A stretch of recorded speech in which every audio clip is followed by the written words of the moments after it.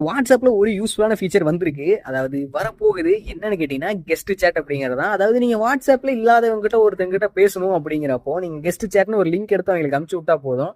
நீங்க அதிலேயே பேசிக்கலாம். ஆனா இதுல ஒரு டவுட் வரும். ஸோ ஒரு லிங்க்க ஒரு விஷயத்து மூலமா, அதாவது டெக்ஸ்ட் மெசேஜ் மூலமா நான் அனுப்புறேன்னு வச்சுக்கலாம்.